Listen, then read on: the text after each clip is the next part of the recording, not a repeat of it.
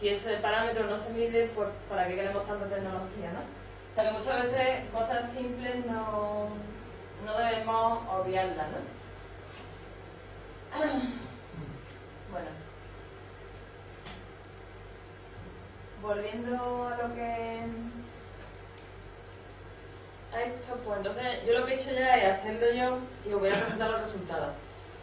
Los escenarios son para ver qué pasa entre el mismo cultivo con la misma fecha, el mismo ciclo, sin encalar o encalando. Lo normal, en este caso, el cultivo de pimiento pues se suele encalar desde que se planta en verano, en pleno verano, porque si no, no se podría producir, y se suele retirar el encalado ya cuando empieza el otoño, porque ya la radiación es un factor limitante, ¿no?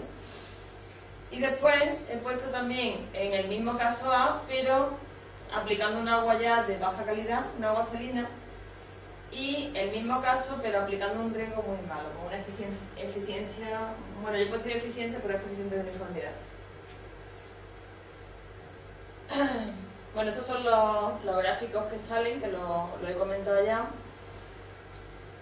Y esto sería, en el ejemplo que yo estaba haciendo, que he decidido regar cada 2 días, pues serían los volúmenes de riego que el programa me va recomendando para cada evento de riego, ¿no? Bueno, ahora vamos a comparar lo del tema del encalado. Bueno, todos los datos se pueden exportar. Yo lo que he hecho es exportarlo a Excel y después hacer los gráficos, o sea que son todos exportables en distintos formatos. Bueno, ¿cómo me va a afectar el encalado a la programación del riego? Pues fundamentalmente lo que me va a afectar es a la transmisibilidad del invernadero, va a haber menos radiación, con lo cual el parámetro que se va a afectar es la ETO, la evapotranspiración de referencia. Entonces aquí vemos cómo los milímetros diarios son bastante más bajos en el invernadero encalado y por tanto la evapotranspiración va a ser también más baja. Eso es lógico, ¿no?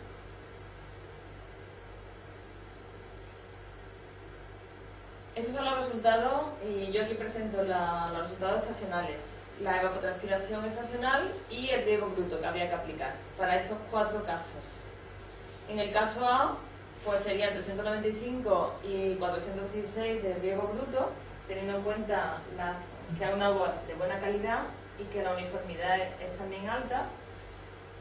El segundo caso, que es lo mismo pero con encalado, pues fijaros ya cómo se reduce muchísimo la cantidad de riego que habría que aplicar.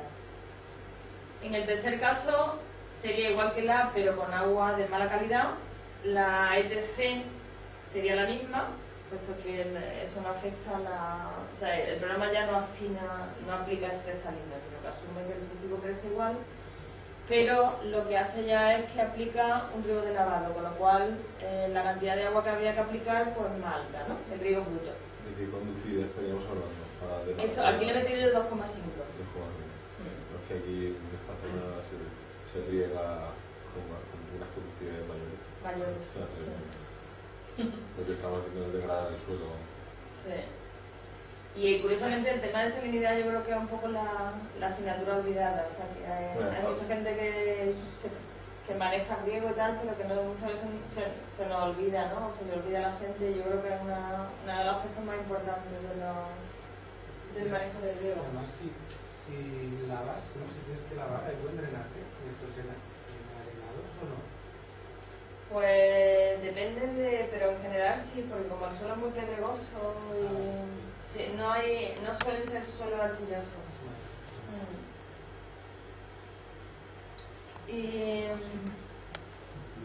Y después este caso, que sería ya cuando hay muy poca uniformidad, que ya fijaros se dispara, ¿no? O sea, el reajuste que hace el programa, pues para compensar ese problema de uniformidad. Lo que tuve que preguntar, en el caso de cultivar en sustrato, hay zonas de Almería donde toda la zona oriental, que el agua es de ya peor calidad, y se están aplicando fracciones de drenaje para lavado de sales de hasta un 60 o 70%. Yo conozco agricultores que están echando un 70% de lavado. Entonces eso desde el punto de vista medioambiental es terrible, o sea, porque es un desperdicio del agua. Y no se recicla, o sea, hay solamente una explotación donde se recicle la solución. Bueno, después otro caso que he hecho para que lo veáis es el cultivo de melón, que el melón y la sandía se pueden cultivar con porte rastrero, que suele ser lo más frecuente en invernadero, pero también en tutorado. Sobre todo se suelen tutorar los cultivos ya un poco más con los cantaloup, los cultivos estos de exportación, ¿no? Donde se requiere unos niveles de calidad más altos. Y pues en el ejemplo yo he corrido el modelo en estos dos casos, y obtengo diferencia. Aquí ya la ETO no me va a cambiar, aquí lo que me va a cambiar es el caso C, puesto que el caso C depende del patrón de crecimiento del cultivo. Y lo que ocurre es que cuando yo tengo un cultivo rastrero, la radiación intersectada va a ser menor porque hay muchísimo solape, ¿no?, entre una hoja y otras, con lo cual la evapotranspiración va a ser mucho más baja, ¿no?, lógicamente, en el cultivo rastrero que en el cultivo entutorado, porque el cultivo entutorado tiene muchas más posibilidades de intercambio de vapor de agua, ¿no? Entonces el patrón del caso C sería en el caso del rastrero, y en el entutorado, y esto sería la evolución de la evapotranspiración acumulada. Entonces, en el caso de cultivo de invernadero es importante tener herramientas de este tipo, porque como ya os digo, el aplicar el método FAO tal cual es imposible, porque tenemos una versatilidad tan grande de condiciones de cultivo que no se ajusta a este método clásico, ¿no? Ese método clásico está más diseñado pues, a lo mejor para un maíz, para un trigo, para cultivos con manejo muy homogéneo, ¿no?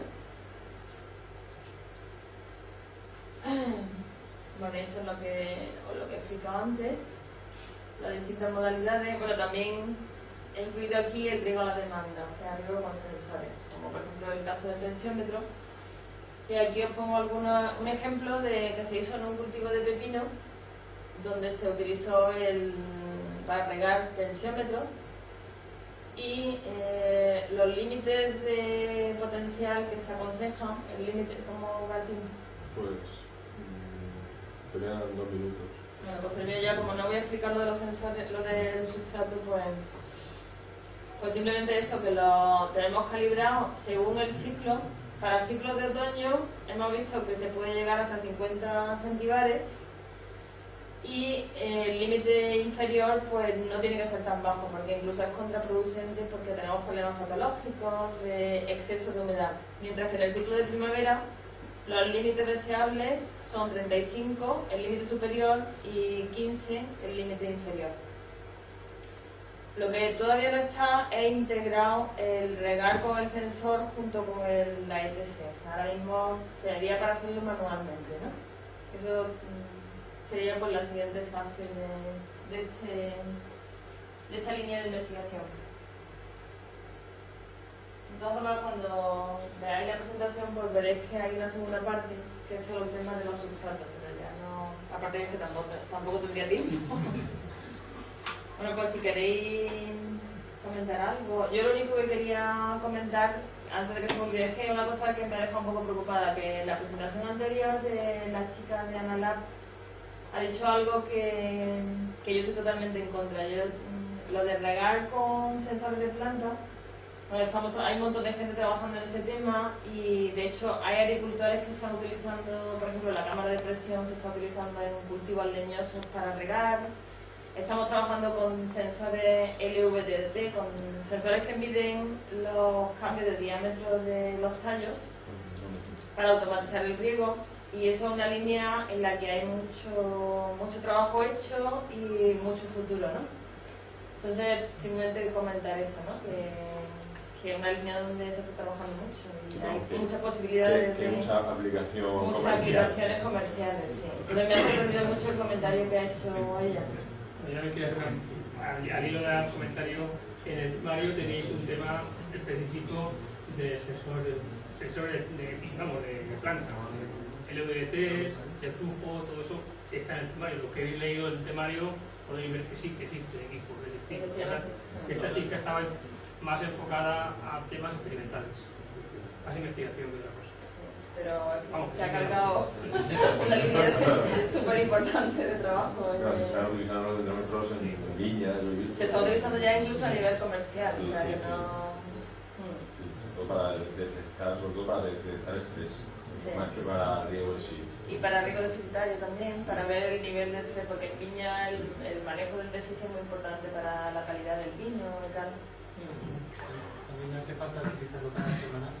Por ejemplo, con la gente en Cataluña que lo que hacen es calibrar, te buscan un poco tus límites críticos con la cámara de presión y tal el primer año, y luego ya te dejan que vayas corriendo. Para aprender un poco a... Sí. Sí. También unos valores de Sí, referencia. sí. ¿Alguna pregunta? Bueno, eso, solo para confirmar, supongo que es así. El programa de riego se recalcula cuando tú no validas un determinado riego en tus productos, ¿no? Se recalcula, Se recalcula. se reajusta. Eso Sí. lo has dicho directamente. Sí, sí. ¿Lo habéis probado al Sí. aire libre? Ah, no, al aire libre no. Esto no vale, o sea... Es que tú, un pimiento, por ejemplo, al aire libre es que no tiene nada que ver con un pimiento en invernadero. O sea... Leñoso, a lo mejor, no sé tampoco. No, esto es específico para cultivo hortícola, para esa especie, o sea que no... No se podría- Lo hemos probado en sustrato. A mí me gusta mucho el formato y el menú. Sí se podría. En vez de la casuce, ¿no? Si Claro, llevas un claro. cultivo distinto, una casuce distinta, ya está. Sí, pero vamos, para eso ya existe la FAO, capaz de sacar uno que es el Aqua Crop, que es esto, pero para todos los cultivos. Lo que pasa es que este está es muy agradable, muy fácil de usar. Pero vamos que os lo podéis descargar y para demostrarle eso está muy bien. Pues nada, gracias por la atención.